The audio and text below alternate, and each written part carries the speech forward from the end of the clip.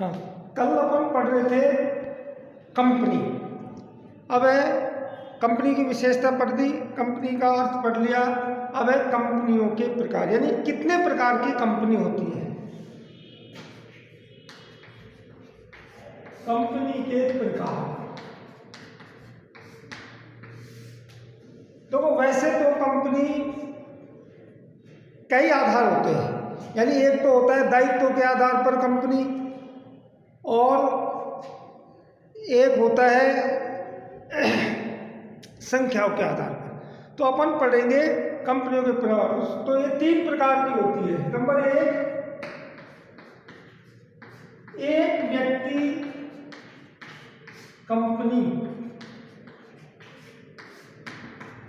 दूसरी है निजी कंपनी। तीसरी है सार्वजनिक कंपनी।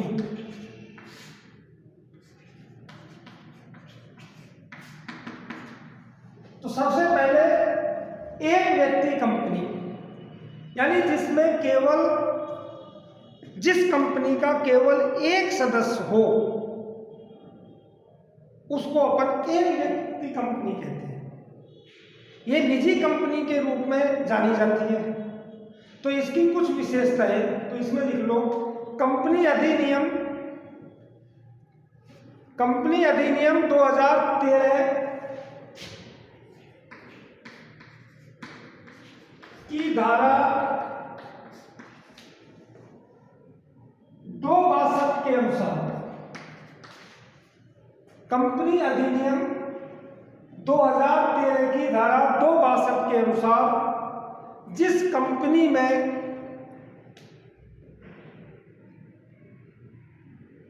एक ही व्यक्ति सदस्य हो, जिस कंपनी में एक ही व्यक्ति सदस्य हो तथा जिसका समामेलन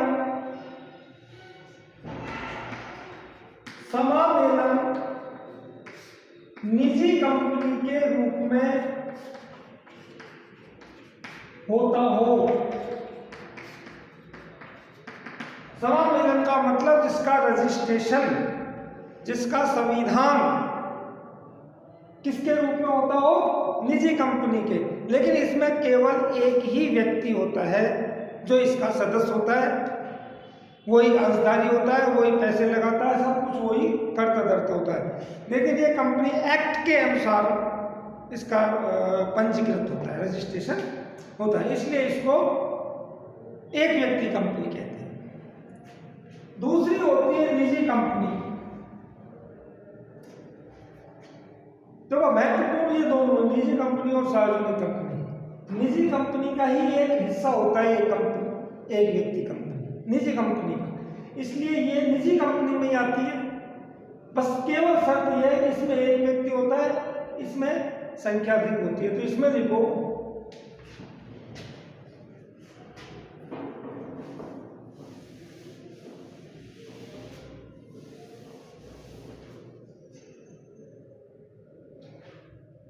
कंपनी अधिनियम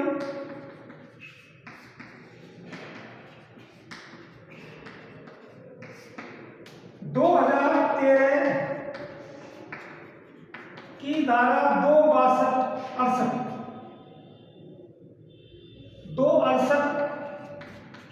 के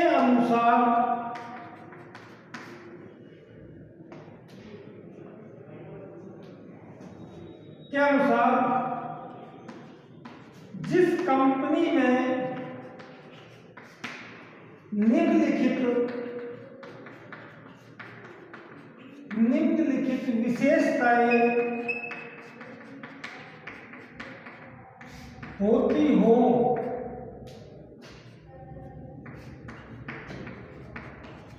निजी कंपनी कहलाती है।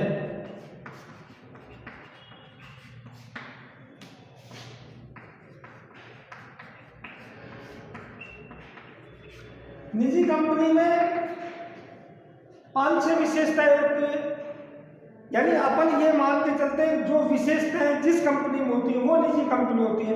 तो 5-6 विशेषताएं कौन कौन सी होती है, तो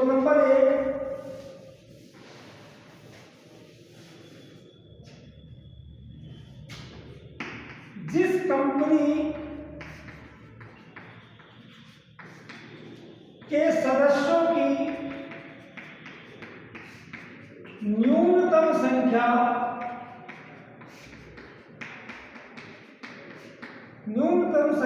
2 तथा अधिकतम संख्या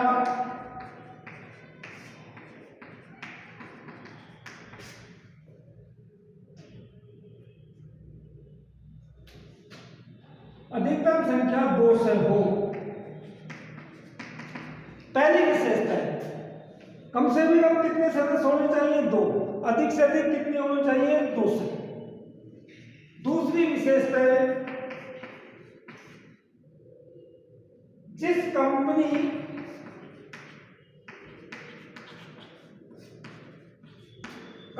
की अधिकृत पूंजी अधिकतम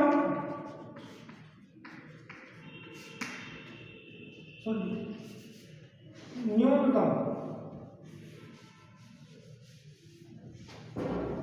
जिस कंपनी की अधिकृत पूंजी न्यूनतम 1 लाख रुपए हो,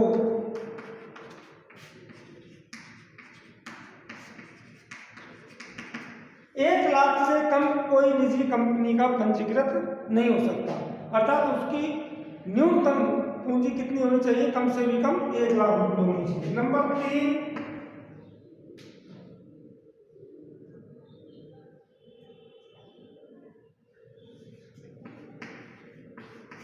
जिस कंपनी के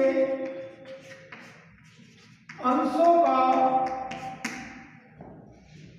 हस्तांतरण नहीं किया जा सकता हो,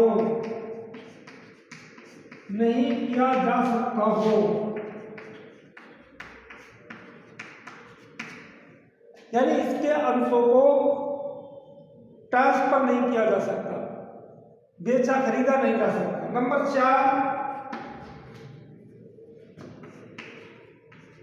जिस कंपनी के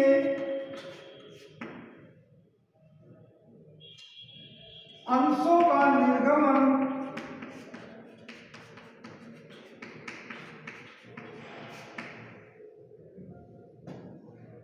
जनता में नहीं किया जाता है तथा उसके सदस्य केवल पारिवारिक सदस्य तथा मित्र इत्यादि हो, यानी इसके सदस्यों को जो होते हैं वो केवल पारिवारिक मित्र हो, रिश्तेदार वगैरह हो, इनके अलावा इनके अंशों का किसी अन्य व्यक्ति को हस्तांतरण यानी बेचा नहीं जा सकता। Number 5,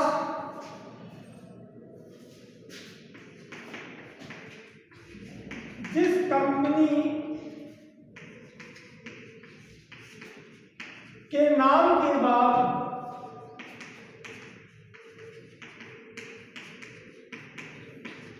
private limited,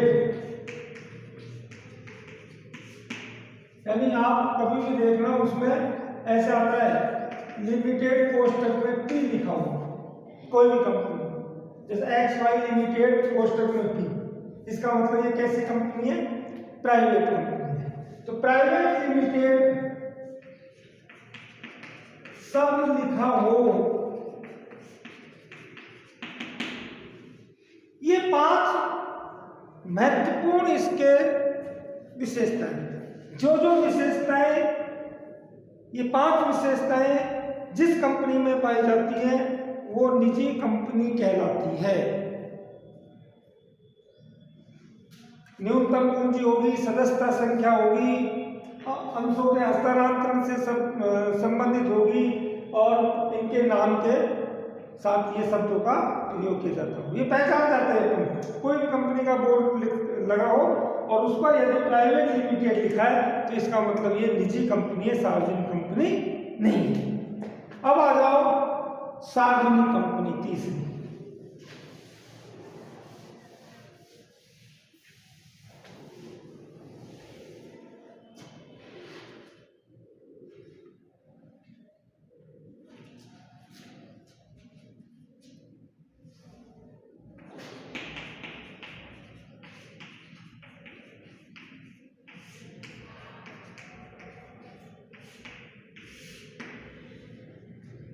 public sector,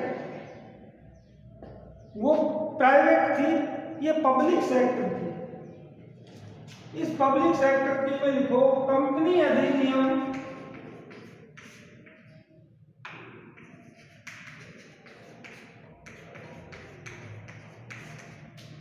2013 की धारा 2 उपधारा 71 कंपनी की परिभाषा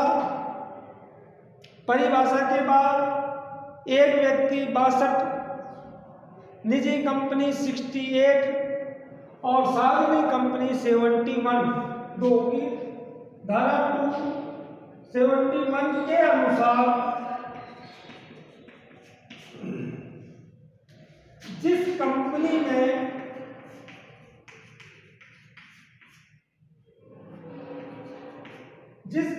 में निम्नलिखित विशेषताएं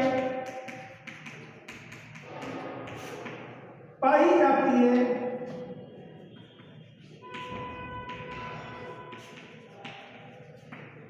उसे सार्वजनिक कंपनी कहते हैं।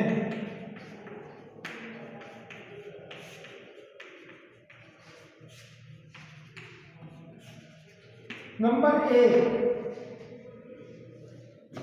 जिस कंपनी में उसके सदस्यों की न्यूनतम संख्या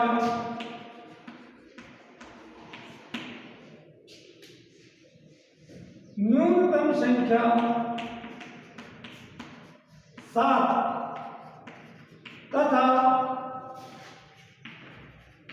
अधिकतम संख्या उसके अंशों के बराबर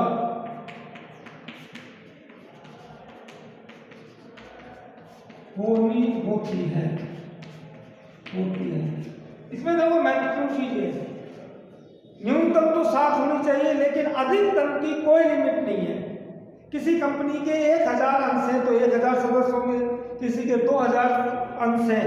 यह अंशों के ऊपर निर्भर करता है कि जितने अंश उतने सदस्य। इसमें 1 अंश 1 सदस्य, 2 अंश 2 सदस्य। अगर किसी व्यक्ति के पास 5 अंश है तो वो 5 सदस्यों की हैसियत रखता है उस कंपनी में। इसमें सिर नहीं गिने जाएंगे, केवल अंश गिना जाएगा कि इसके पास इतने अंश हैं तो ये इतना अंशधारी हो गया, यानी उसके इतने सिर हो गए एक तरह से। नंबर 2, जिस कंपनी की न्यूनतम अधिकृत पूंजी ऑथराइज्ड कैपिटल, ये महत्वपूर्ण होती है, अभी बताएंगे हम। अधिकृत पूंजी 5 लाख रुपए हो,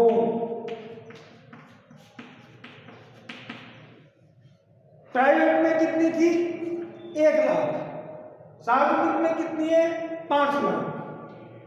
नंबर 3,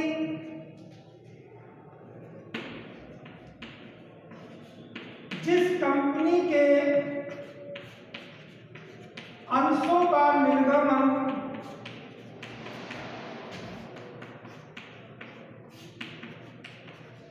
सार्वजनिक रूप से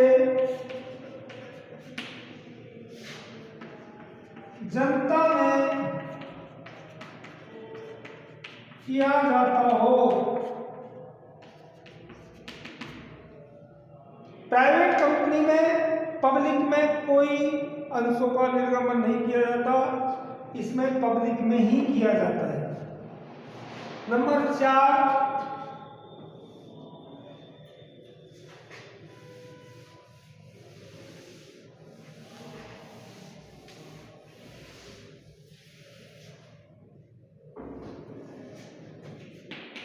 जिस कंपनी के अंशों का हस्तांतरण किया जा सकता हो,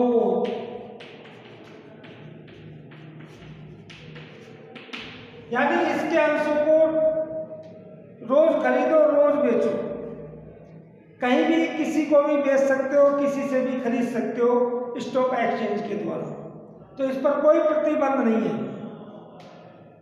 निजी कंपनी में प्रतिबंध था। नंबर 5, जिस कंपनी के नाम के बाद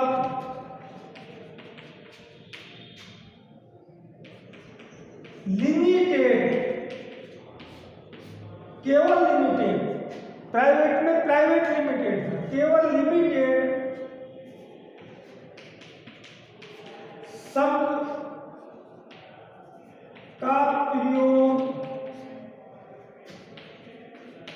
किया जाता हो। ये 5 विशेषता। अब देखो सार्वजनिक कंपनी और निजी कंपनी में कई बार अंतर पूछ लेता है, तो 5 अंतर देख लो आप। ये क्वेश्चन आता है एग्जाम में कि सार्वजनिक और निजी कंपनी में कोई 4 अंतर बताइए, तो 5 विशेषता उसकी होगी, 5 विशेषता इसकी होगी, और दोनों में देख लो। सबसे पहले संख्या में, निजी कंपनी में संख्या न्यूनतम 2, अधिकतम 200, इसमें न्यूनतम 7, अधिकतम अंशों की संख्या के बराबर।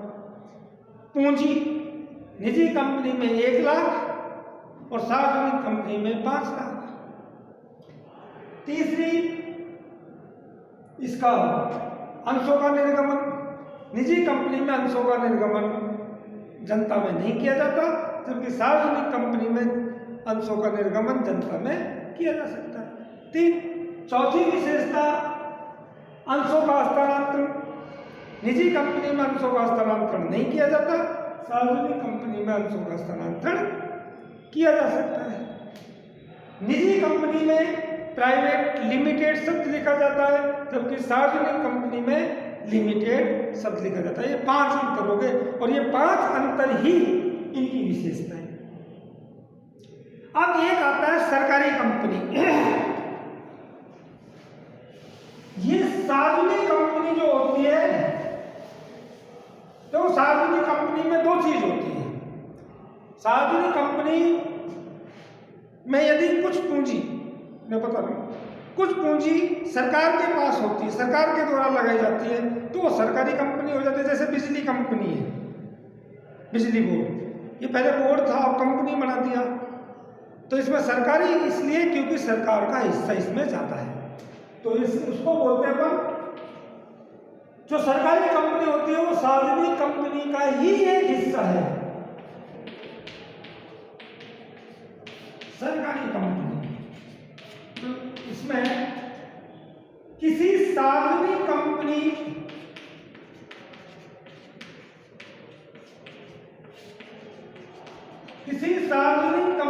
की 51% पूंजी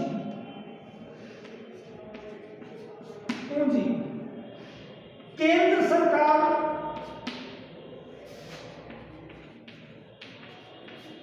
राज्य सरकार या स्थानीय सरकार। स्थानीय सरकार का तात्पर्य होता है नगर निगम, नगर पालिका, नगर परिषद, जो लोकल बॉडीज होती है, म्यूनिसिपैलिटी जिसको बोलते हैं। ये तो 51% पूंजी केंद्र सरकार, राज्य सरकार या स्थानीय सरकार के पास हो तो उसे सरकारी कंपनी कहते हैं।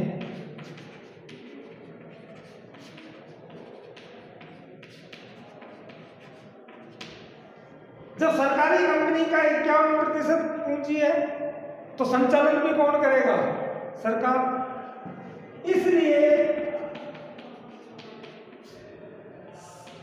सरकारी कंपनी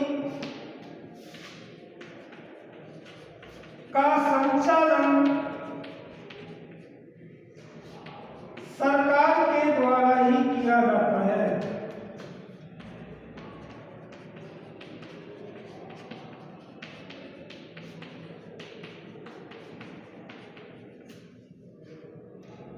सार्वजनिक कंपनी की यदि 51% पूंजी जनता के पास है, पब्लिक के पास है, तो उसका संचालक मंडल कौन चुनता है? अंशधारी। इसमें भी अंशधारी चुनते हैं, लेकिन इसमें 51% अंश किसके हैं? सरकार के। तो सरकार का बहुमत है कि नहीं, इसलिए सरकार के 51% होने की वजह से सरकार का प्रतिनिधि ही इसका संचालन करता है। ये है सार्वजनिक कंपनी, लेकिन इसको सरकारी कंपनी इसलिए बोलते हैं क्योंकि इस पर सरकार का आधिपत्य होता है, सरकार के द्वारा संचालित की जाती है। ठीक। अब आती है कंपनी के दायित्व के आधार पर। इसमें भी 2-3 चीजें होती हैं। दायित्व के आधार पर 3 प्रकार की कंपनी होती है।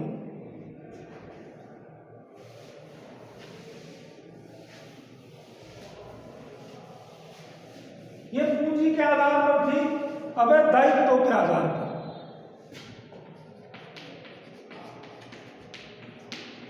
दायित्व के आधार पर कंपनी के प्रकार, तो ये 3 प्रकार की होती है। अंशों द्वारा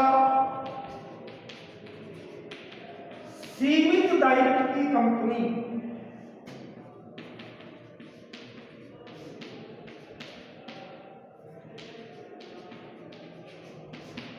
नंबर 2 होती है